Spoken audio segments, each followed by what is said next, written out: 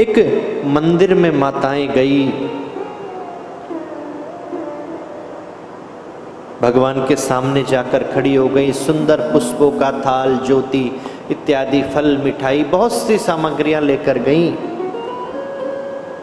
सुंदर भोग लगाया, ठाकुर जी की सेवा करी। लेकिन जैसे ही आरती का समय आया तो देखा कि माचिस लाना भूल गई सबकी सब। थाली हाथ में है, सामने ठाकुर खड़े हैं, मन भी है, इच्छा भी है, पर आरती नहीं कर सकती। एक दूसरे की ओर सब निहार रही हैं, कोई भी माचिस नहीं लाया। सबका मन बहुत उदास हो गया। कुछ ही क्षणों में एक वृद्ध माता आई, अपना दिया जला कर लाई। सबकी सब प्रसन्न हो गई।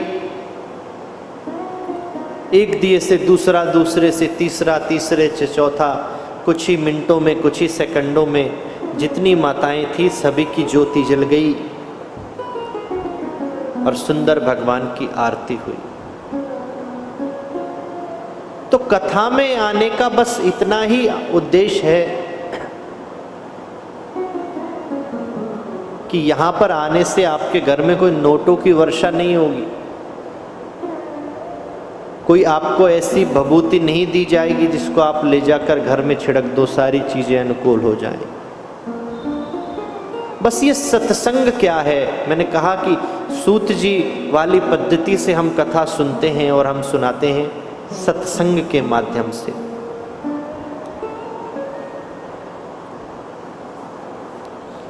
कि कथा का काम बस इतना है कि जैसे माचिस से रगड़ के उसको जलाया जाता है तब दीपक प्रज्वलित होता है। तो कई बार, एक बार, दो बार, तीन बार में वो नहीं जलता, माचिस गीली हो जाती है, कुछ ऐसा हो जाता है। तो बस सत्संग में आने का इतना ही उद्देश्य है कि किस दिन हमारे हृदय में ज्योति भी है, बाती भी है, शरीर रूपी पात्र ईश्वर ने हमें दिया है, उसमें मन रूपी बाती दी है। शरीर रूपी दिए में मन रूपी बाती है, बस इंतजार है तो उसके प्रज्वलित होने का। और सत्संग में, कथा में आने का बस यही कारण है कि कथा रूपी माचिस निरंतर उसे रगड़ती रहती है, रगड़ती रहती है, रगड़ती रहती है, और ना जाने किस दिन वो माचिस जल जाए और आपके हृदय की बुझी हुई ज्योति को जला दे, समझ लेना उसी दिन काम हो गया।